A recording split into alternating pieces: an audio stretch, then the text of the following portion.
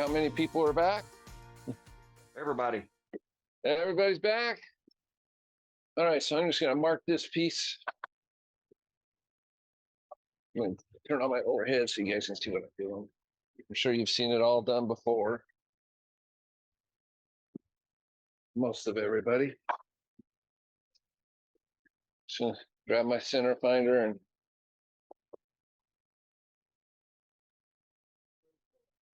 You wouldn't be able to use that squiggly line for that, would you? squiggly line. The one left Oh, to that the one? straight line. Yeah. I have no idea what that one's for.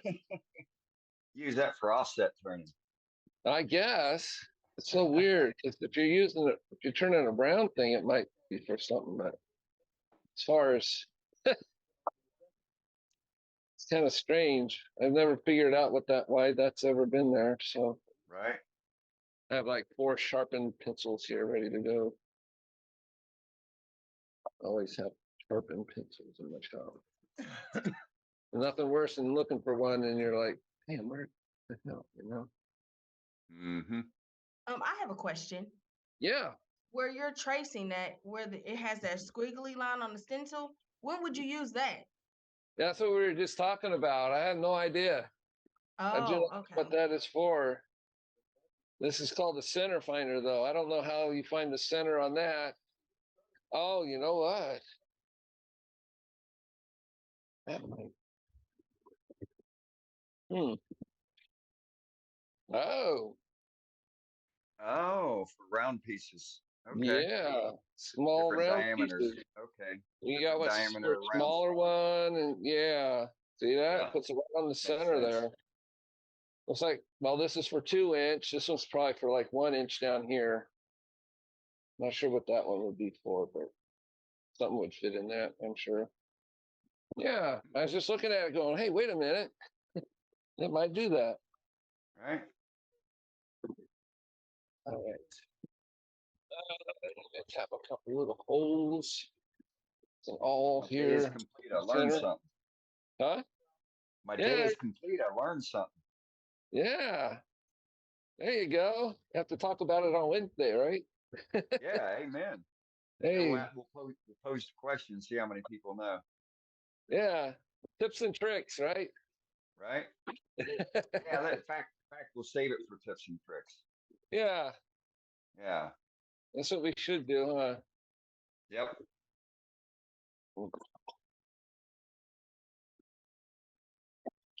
Get this.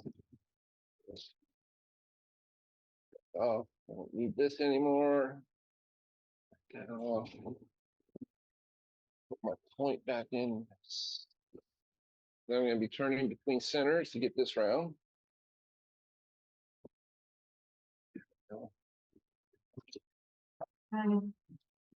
You got a nice piece. I think it's got some really pretty grain in it. It might be ambrosia maple. Not positive though. But we're going to use 2 different colors on this box. This will be the main one.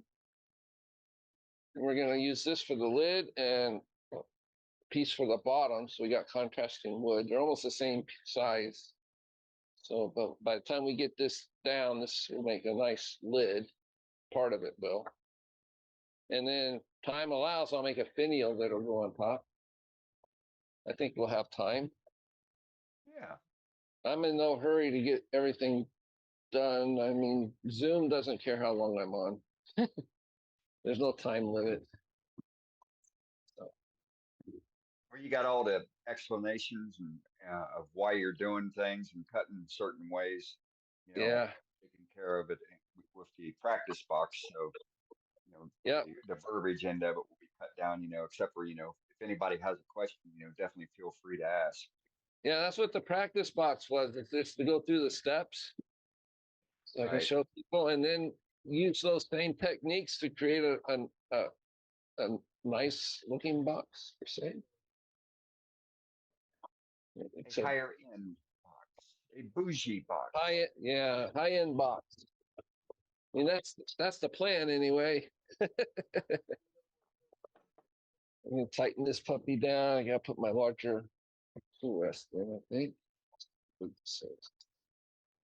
my daughter was over yesterday, and so she was looking at the new paper towel holder that I made my wife, her mother, and so my daughter's looking at it, and she looks at mom, and she goes, "Mom, you've gotten so bougie with the stuff that you have Dad make you."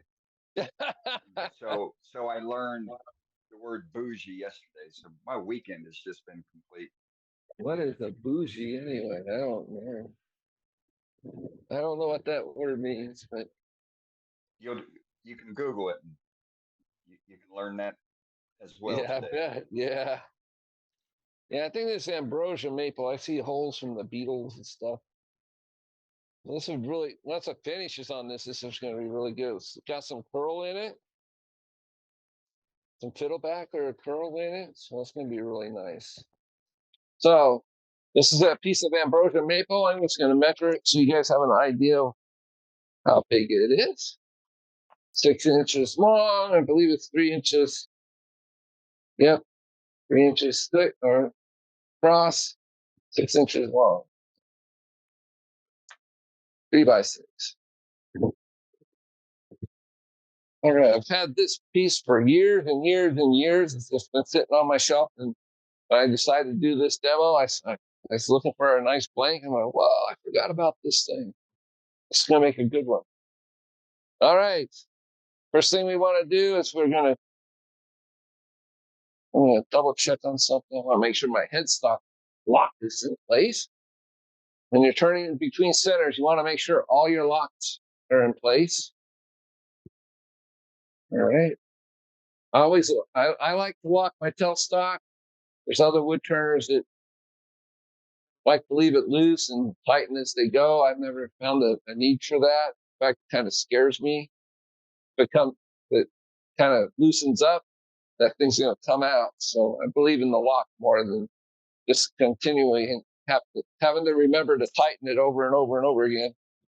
So we're going to turn it up so we get a nice speed going. Let me show you something real quick. If you're going too slow on a cut like this, it's going to be really choppy. You're going to start on the inside like that small box we did. You can hear how choppy that sounds, right? That's at like 1,000 RPMs. So we're going to turn it up.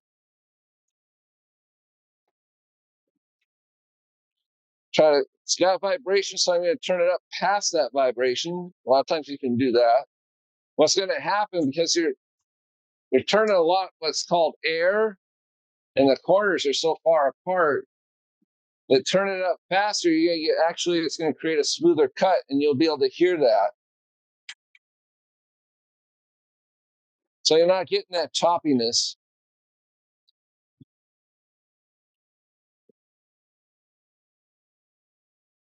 Fast.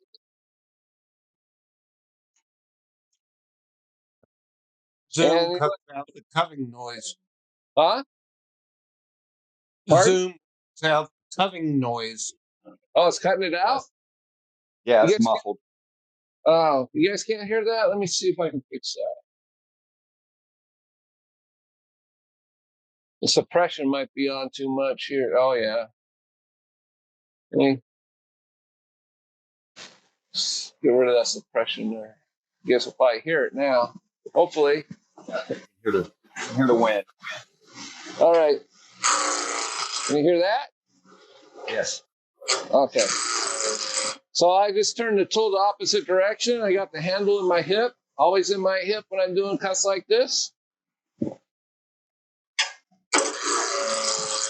In fact, let me switch cameras here. Yeah, there we go. So you guys can see what I'm doing here. Down the left corner. So I got the tool's fit. The handle is kind of on an angle towards the tailstock, and I'm going towards the headstock with the cut.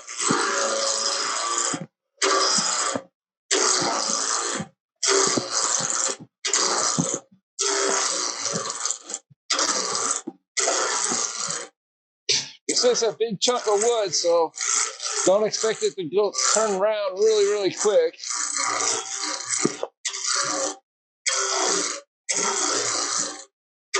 It would go faster if it's just a 2-inch square. Being a 3-inch square, it's different. All right, so I've still got my tool in my hip, but I'm angled towards the headstock, and the tool is facing the tailstock as I do the cut on an angle. It's like this.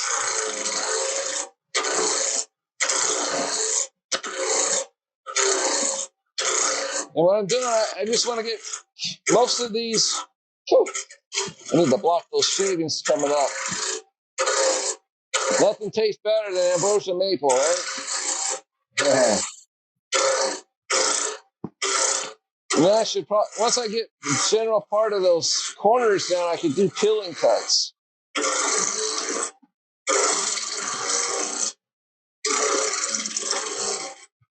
And I'm going to stop the leg just to see how much I've got left. Not much. We're almost brown. We got a flat spot right there. We took a chunk out right there. But we can work around that. It's probably some of the spalking that caused that to come out. And we're almost there. So I'm just going to do some peeling cuts like I did with the smaller rough and gouge. I'm just going to use the edge of the tool right here along this length. It's basically a flat. Almost, and you can just start it with rubbing the tool, let it just ride on there, and then you bring the handle up until you start getting that cut, and it'll start peeling the wood away, as you see. So you don't want to just jam that edge in there. You want to just bring it up where it's not cutting, bring the handle up, and then you'll get a peel cut, just like that.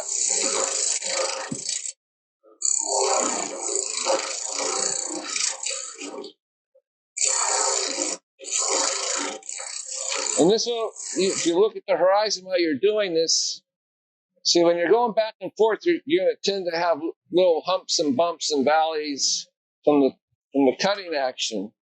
If you do the peeling cuts, you're going to get a more smooth, flat surface all the way across the piece at the same depth.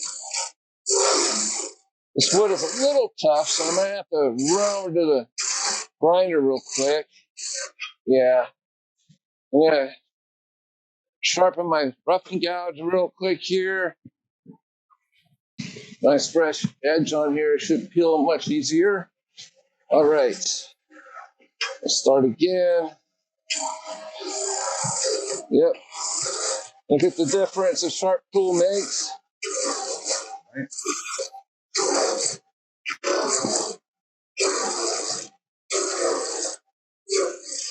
And we'll just kind of take it across a little bit, smooth some stuff out. A little bit of a bump right there, so slight tool cut.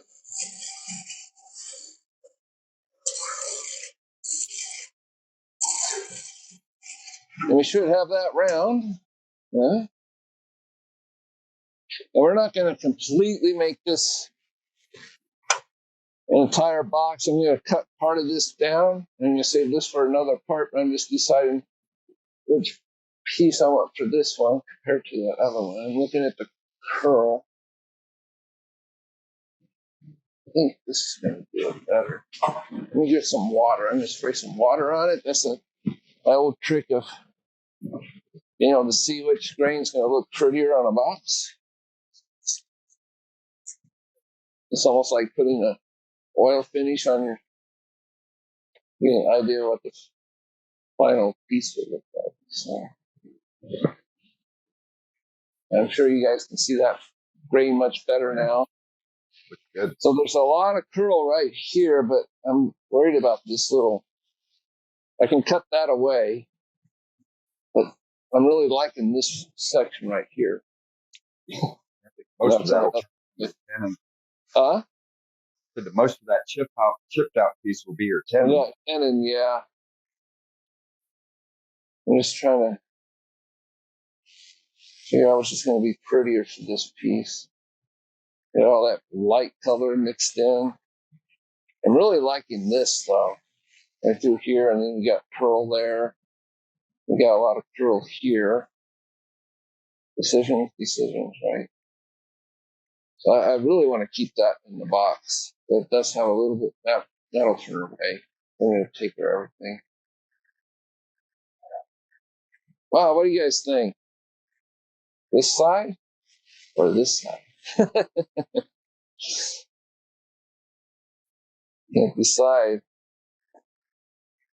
Well, Yeah. you can't go wrong either way. Yeah, that's true. It's going to look nice no matter what I do. So I think I'll just cut off a bit right here. I'll part that part off. I do have my parting tool now.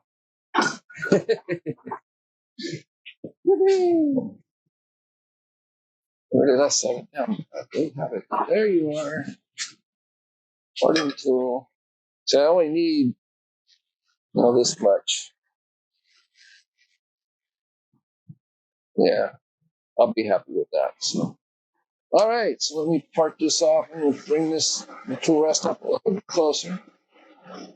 I'm just gonna rub where I think I should put it off that. And mark it. I'll get a pencil. That'll be easier. Just want that. Here's the good one.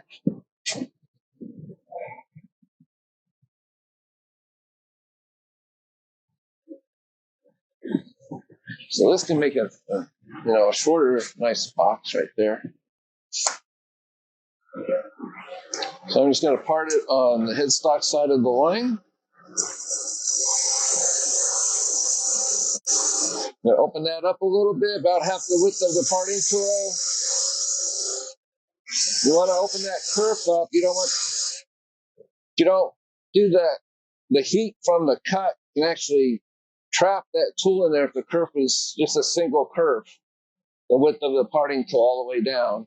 And you'll end up having a nasty catch, a tool that's stuck spinning around in the wood. It's not a fun experience. I'm just looking down inside the groove there to see how deep I've gone.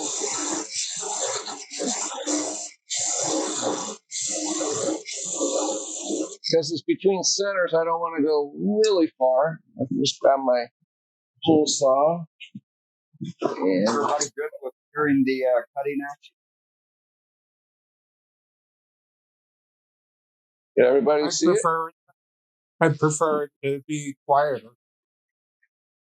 Oh, you want me to turn it down? Yeah, I think I'd. Yeah. Is the cutting too loud now? Yeah. Okay, let me set the suppression a little bit more. I'll put it on medium, see how that goes. Let me know if I need to change it again. Okay. All right, right now, I am going to put a tenon right there, so I don't have to do it later.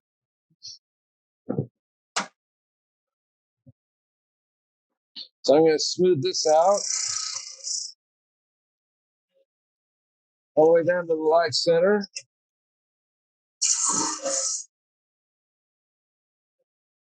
I do have a question. So with the tenant is for the chuck? Yes. Oh, That's what the tenon, you put it inside the chuck jaws and you tighten it down. yeah. So how do you know how far to cut it, or you just know because of experience? Well, this is some experience, but I'm going to be using the same chuck that's in it now. So I could just look from this side to this side and get a good idea how deep I need to go on the tenon. It really helps if you got the same chuck you're going to use inside. Just maybe explain the size on the standard chuck jaws, and then how your eyeball measuring it based off of your live center diameter for getting that tenon cut that diameter. Well, I know these jaws, when they're you don't want to use them when they're completely closed. You need to have them open a little bit, and when they're open just a little bit, they're just a hair over 1.5 inches in diameter for a tenon. But you want to make it a little bit bigger than that, because you're going to be squeezing that tenon, and you don't want it so to where once you mount it in the jaws and you tighten it down, the jaws close up before it's completely tight on the tenon. So you want to leave it a little bit bigger. I usually 1 and Shooting for a 5/8. gap. Right, but with your chuck jaws open, you're shooting for a gap between the jaws of no more Between than there. no more than 3/16 or 3/8 Oh, how deep the tenon quarter of goes? an inch. Well, the Yeah. tenon depth and the tenon diameter. Okay, well, I think that's what she's asking. the tenon Yes. depth. Okay, on my jaws, it's a half an inch deep. So you don't want to avoid. You want to avoid that because you don't want your tenon to bottom out in the bottom of your jaws. Let me grab another chuck here, and I can describe it a little bit better. It's kind of hard to see when you're spinning that puppy. All right, so here's my big mark. So this is about ½ inch deep down in there. You don't want to create your tenon to where it's going to be resting on the bottom here. Is that No more than 3/8. Yeah, no more than 3/8 because otherwise you're going to be bottoming out, and you want this part of the. Let me switch cameras here. Okay, that looks kind of rough looking right now, but it's going to get cleaned up. You want this part, which is going to be flat eventually, to rest on this part of the chuck jaws. So I need to switch cameras again. You want that flat to rest on this part of the jaws. If you make your tenon too deep and it's sitting on the bottom here, it's not going to rest here. So you're not going to have a good grip at all. It's going to come out of the chuck. Doesn't matter what you do. So yeah, like Dane said, you don't want the depth of that chuck of your tenon to be more than 3/8. So as a general rule, like regular jaws like this are ½ inch. Now they make jaws that they're called shark jaws or whatever. They can stick out this far from your Right, but we're chuck. just talking your standard jaws. Yeah. So no more than 3/8 inch depth there. And the jaws I'm using are about, 1.5 inches when they're, closed down to where there's just a slight open gap on them. The reason for the open gap is how they make the chucks or the jaws. They cast them as one piece. And then when they cut them, there's a little bit of a saw curve. So when they're closed all the way like this one, it's not an exact circle anymore because it's just a little bit, you can call it almost just a slight oval, really. So what you want to do, if you want to get an exact tenon on your piece, you want to open it up. Clamping pressure. Right. You want to open them up to where there's just a gap about that big. Maybe a little bit more because you're going to add pressure on that. Okay, but right there, so that's the saw curve generally when they cut these jaws into pieces. So that makes a complete circle. That's an exact circle about right there. But what you want to do is leave the jaws like that, Scott. Yeah. And so with the jaws like that, when you got your tenon in there, the clamping pressure is just like a complete circle all the way around the tenon. So it'll be even clamping pressure all the way around. If it's anything larger, then you're like only going to be clamping on. Yeah, open it up. If you make your tenon too big, it's going to happen. You can see how weird that looks. Now right here on the corners with 8 points. With those right corners. here. That's the only thing it's going to be holding. So you don't want that. Correct. So if you got a piece like a large bowl or something, you need to be using a larger set of jaws on your chuck. You don't want to like if you got a 12-inch bowl, you do not want to use the size jaws like this because they're too small. So you need to generally when you're making a bowl like say 12 inches, you want 1/3 of that to be your tenon while you're making it. So that'd be 4 inches, a 4-inch tenon. So you need jaws that are, when they're partly open like this, are at 4 inches. or just a little bit bigger. Right. Thank you so much. You're welcome. Does that help make sense to you? Did that help? Oh yeah, I understand fully now. Okay. Great. That's what we're here to teach. So yeah, ask all the questions you want. That's what we're here for.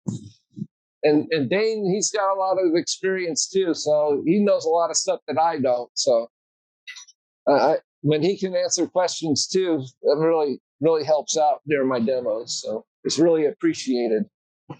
So Pleasure. all right. So I'm going to finish up that tenon. Get that done before I cut this apart. Making the parting tool here. You see it look like chopped up. Oh, it's way too fast.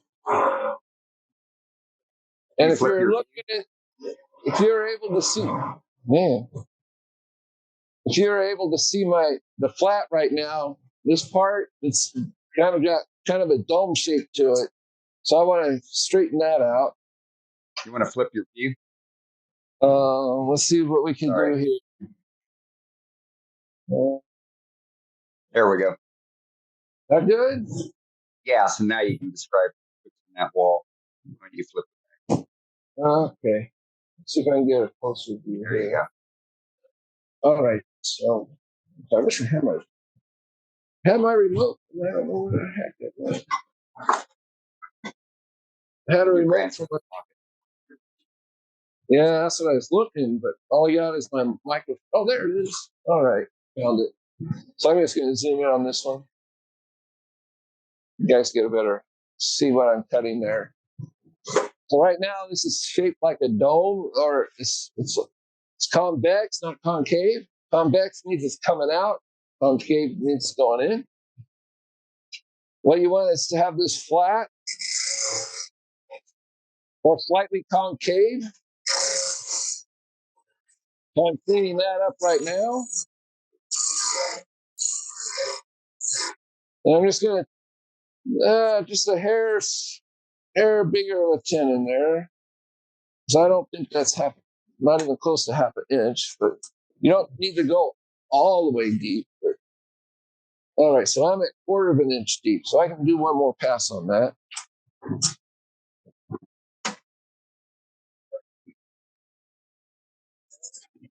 Make sure your tool is either cutting straight in or the handle's away from you just a little bit. Now, if your handle's away from you while making this cut, this is a slight, that'll create the concave on there.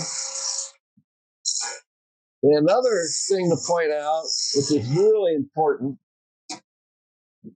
on this, is you need to make sure this is a very sharp corner right here. You don't want any little bump right there going from this part of the tenon to the flat part of it right here, the support pad. Because if that's there and it's got just the slightest bump right there, it's never going to fully seat on the space of your jaw. So you got to make sure that's nice and crisp right there. There's different ways of doing that. You can use a small spindle gouge, a regular spindle gouge, a small parting tool, a detail gouge. So I'll use a detail gouge. I'll show you guys that. Got a nice old laser, the original handle in it. And it's engraved. Yeah, Portland, Oregon, 2007. Yeah, it's a laser tool. Very hard to find these nowadays. Woodturner has them. They hold on to them. So I'm just going to turn my tool. My flute is almost at 9 o'clock. I'm just going to bring it in and just touch it in that corner. And as I do that, I'm twisting the tool to where it is at exactly 9 o'clock. And now I got a nice,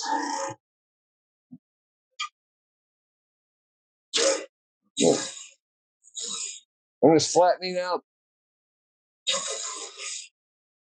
this tenon because of the type of jaws I'm using.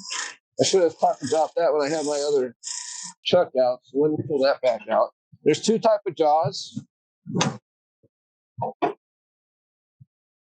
wish I had a couple that were attached. Oh wait, yeah, I do. All right, so I can show that real quick. I will show these different. See, I'm using a Talon chuck right now.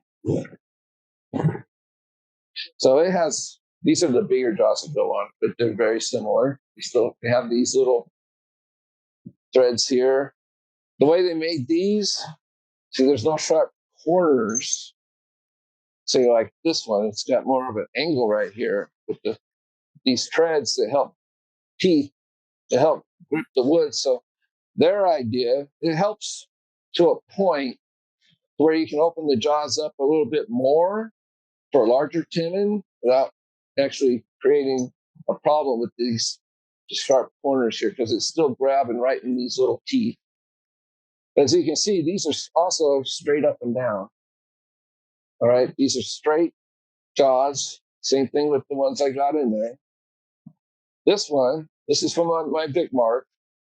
So you can see that it's got a dovetail, which means you need to use a dovetail tenon. You need to create that shape when you're making the tenon right there. So it's fairly easy to use. I can't remember the degree of that, but what the theory is, and it does work, is when you create that dovetail on the tenon, when you tighten it down, it actually draws the wood into the jaws and makes for a better grip.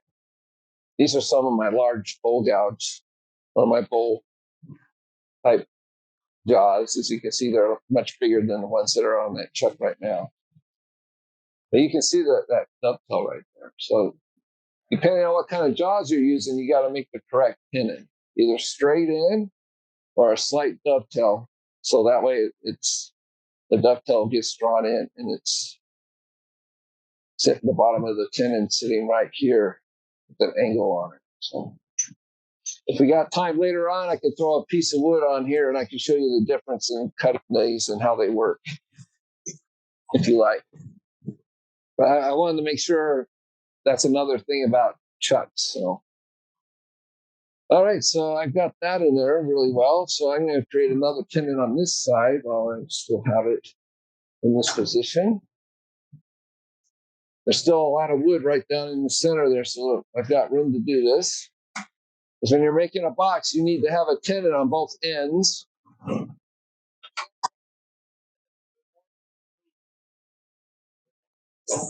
So I'm not using the whole part of my parting tool, just about 3/4 of it to start this tenon.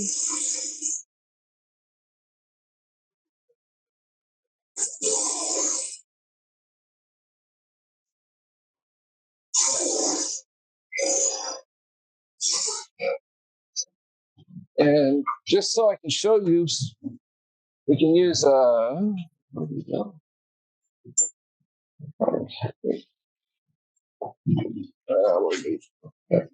what's in that tub, like calipers I'm looking for. I can use these. These are my nicer ones, but they'll work. So I'm going to set these at 1.5, just a little bit bigger.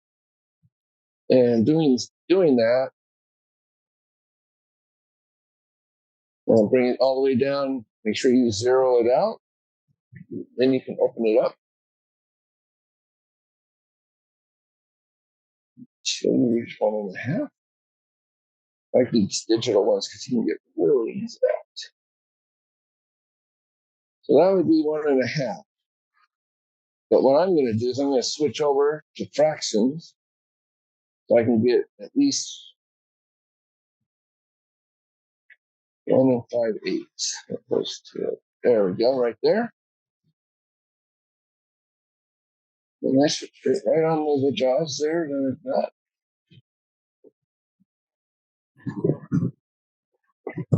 I'll make sure here.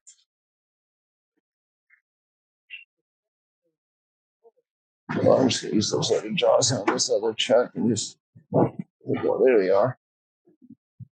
This is almost the same size. I just want to go a little bit bigger. Open that up. To the next. I went by 11/16. Let's see how far we can go. Yeah. 1 3/4. Okay, that would work well with the jaws I have in here. So we're just going to use the calipers just to measure, so I don't go too big with the tenon and I don't go too small with it. If I go a little past to this measurement, that's all right, because I did create a little bit of a, a little extra there. So we're just going to take this down again. We're just going to do half the parting tool. We'll switch over. So there we go.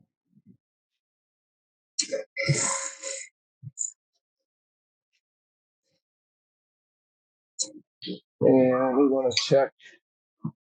This is why I like to use my other ones. The other ones are a little bit more beat up than these. I just had them. See if I can find them real quick. Have them in those. When I found them there. Here they are. I'm just going to open these up, so I don't have to use my fancy ones and tear them apart. Not too much there. That's 1/2. I'll pass that a little ways.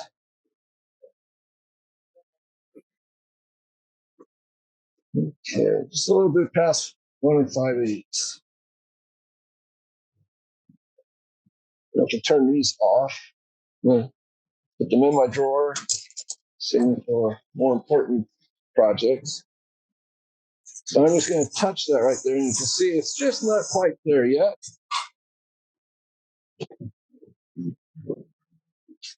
So I can take this all the way down to that.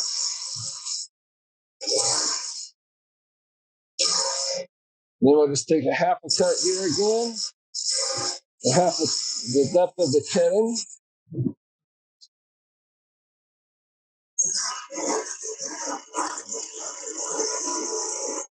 And it's almost ready to go. Well, that's probably good enough for the valve I'm using. There we go. All right, so I'm just going to grab that little spindle gouge one more time just to make sure I got a nice flat corner. Draw this out. Do a push cut just to make sure it's flat. There we go.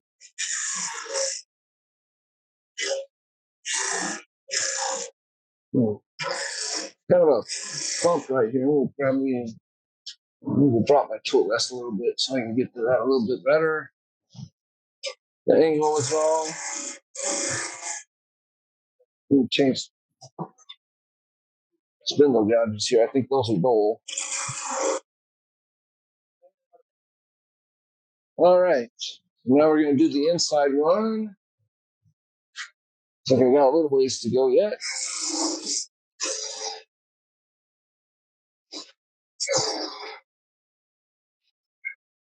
And I don't want to stick these down inside a groove all the way this way. So I'm going to turn it off to check. Just a tad more. Just kind of eyeball it a little bit.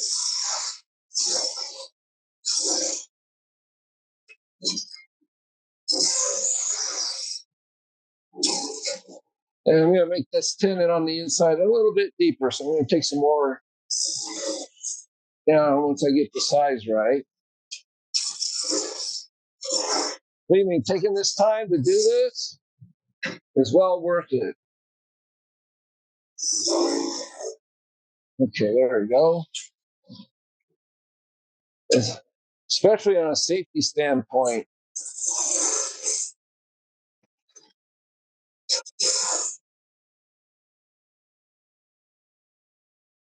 And now I need to make this tenon flat so it fits nice inside the jaws I'm using. Slightly concave this. And just to make sure I got a sharp corner, I'm going to use that small parting tool that'll fit right down in that corner there.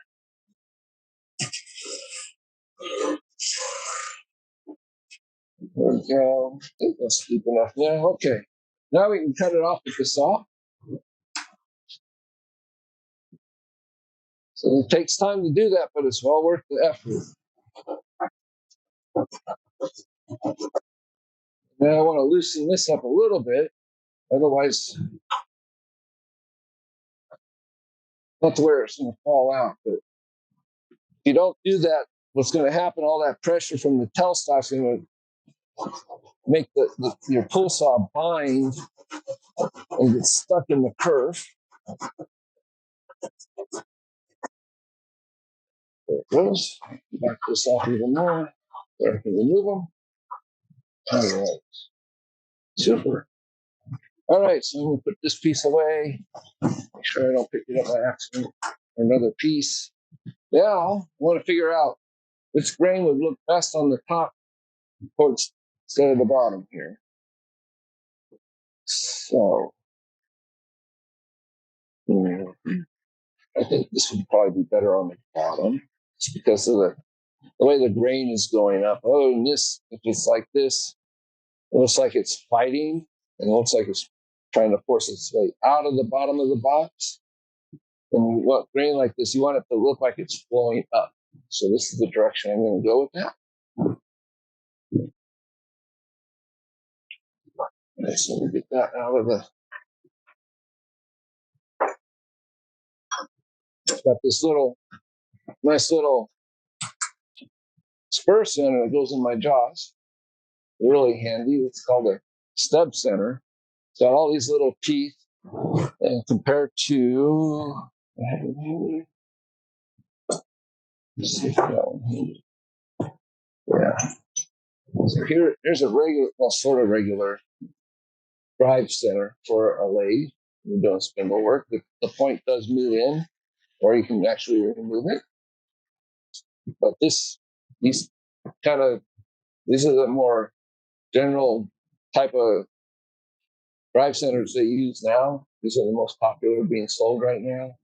Certain projects, this would come in handy, but for the most part, it's this. And they do make different size ones here. Show the smaller one. This one goes directly into the Morse taper, or you can clamp it in your jaws, just like right back in here. Has a removable point. The point does retract. Both of them do. And that's a safety feature too. If you don't really clamp really hard and you get a catch, because this point is retractable in there, it can actually stop the wood from spinning if you get a catch. If you don't really, tighten it down too much with your tailstock. With this retractable point there, it allows the wood just to stop if you get a catch. So that's kind of nice. All right, so let's get this in the truck.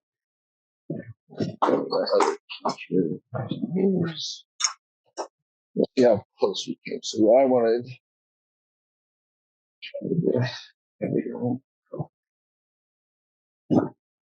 direction, right? All right, so it's flowing up, so this will be the bottom. So I'm going to turn it around this way.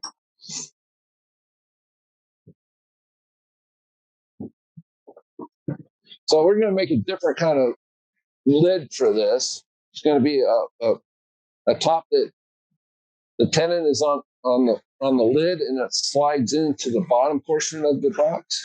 A little different. So we're just going to screw this up just a little bit. Once you take something out from between centers and put them in a chuck like this, they're always not going to exactly run true. So we do need to true it up a little bit. When that happens, let me move some of this stuff out of the way so I can back my tailstock out of the way. But it's in the chuck. Might just bring that Okay, so you can see the jaws are all the way around there, touching the face there. There's no gaps or tilting or anything like that. And we still use the tailstock for this part as we just get the box shape going. It's always, you can add added support, all the better. Doesn't have to be strong, it's just a support thing. It also helps cut down on vibration while you're doing the cutting. I'm just going to tighten it up just a little bit more there. All right. So I'm going to use my small roughing gouge. Once again, in this pile of tools. There it is. And I'm going to smooth it out. I'm going to create a taper. It's going to be wider at the bottom, but a little bit smaller at the top. It's going to have a nice little taper there.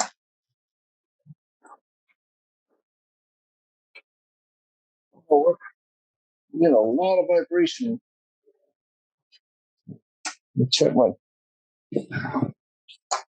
make sure my headstock is tightened down. Let me adjust that here. So my leg just might have moved just a little bit. And it's off kilter. That's nice and firm. Let's see what happens here. That's so strange. I wasn't doing that earlier.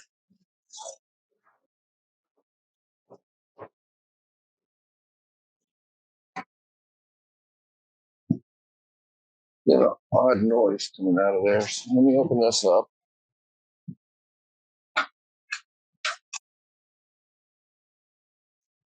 Some vibration out of my headstock.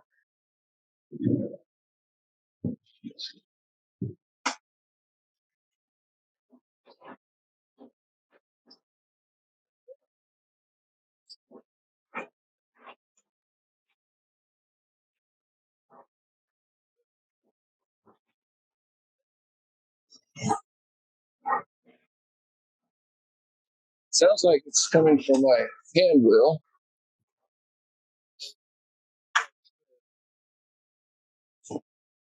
Seconds. Yeah, screws are all right. All right, well, we'll just have to live with the vibration right now. We'll just kind of adjust the speed as necessary for that.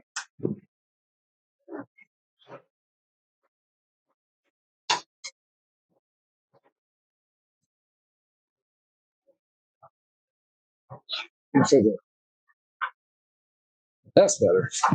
The tailstock is causing the vibration. Usually it doesn't. So I'm just going to leave it to the side. All right, so we're going to do some tapering here, sort of like a cove.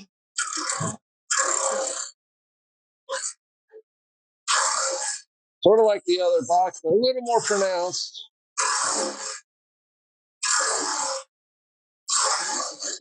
When we come back and start going this direction, this is just roughing it. I'm just going to grab a spindle gouge in a minute to work on this also. Let me do that. Grab a nice spindle gouge I have that I just sharpened. Okay, we're on center here. So I'm just going to start making that cove. We're working down towards that roughing gouge. It needs a little bit of sharpening, I believe. I was working my way down to the center. I'm going to take some of this away. We want the top to be wider than the bottom.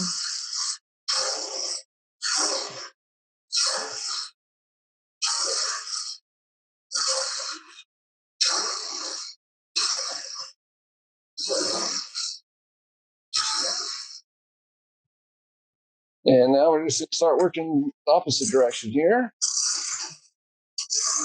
This has a short handle, so my tool is, let me see if I can zoom that back out.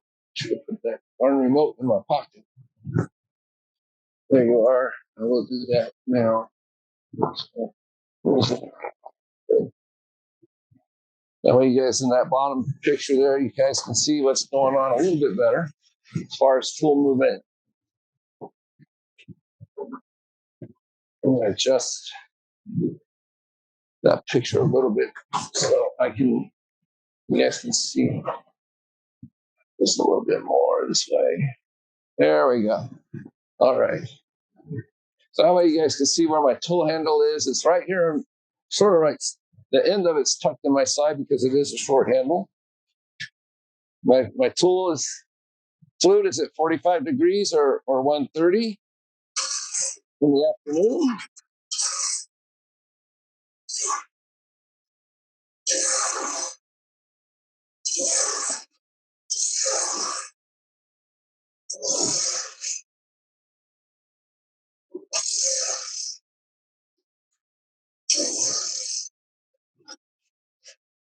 Now, one thing before I continue on is I'm going to have that piece I'm going to use for the bottom and the top. I'm going to decide which piece to use here. Not sure what kind this is. Just has some numbers on it. Apparently it was cut in 2014, 7/13/14. Looks like a piece of walnut of some sort. Could be, or oak. And this is a piece, a really dark, I don't know how I ended up with this piece, but it's a really dark piece of rainbow poplar. Rainbow poplar usually isn't this dark, but it's really, really dark and pretty once it's cut. So I just want to make sure when I turn this round, I'm still going to have some overlap for that lid. So I want to take this down a little bit more. I'll have to take all of it down a little bit more because this side is the same thing. I'm going to get two pieces out of this for the bottom. So I need to make this, the whole thing's just going to have to come down in shape a little bit there. Same shape, just a little more smaller in diameter.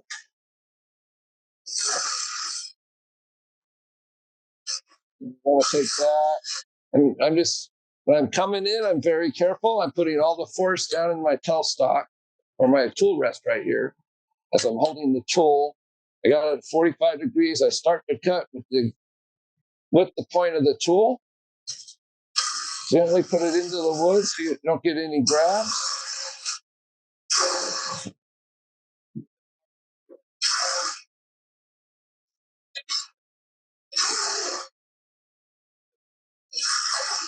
In fact, I want to make this top of it quite a bit different from the bottom.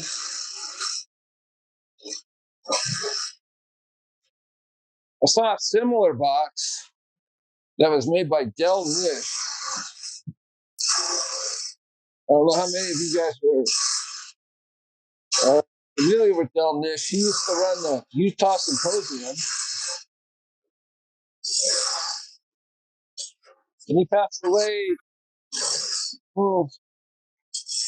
He passed away about 10 years ago, which is a sad time for everybody who knew him.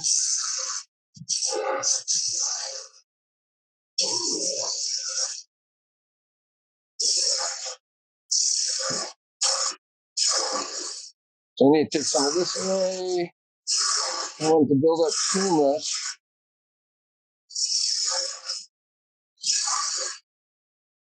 I'm not too worried about this part right now because a lot of that's just gonna get cut away while I adjust everything.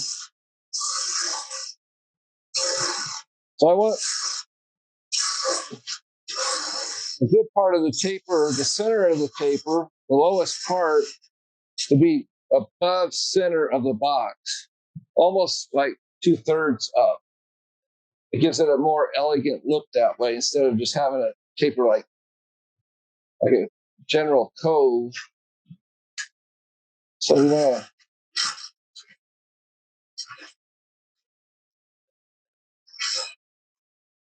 It also allows you to make the top a little narrower, less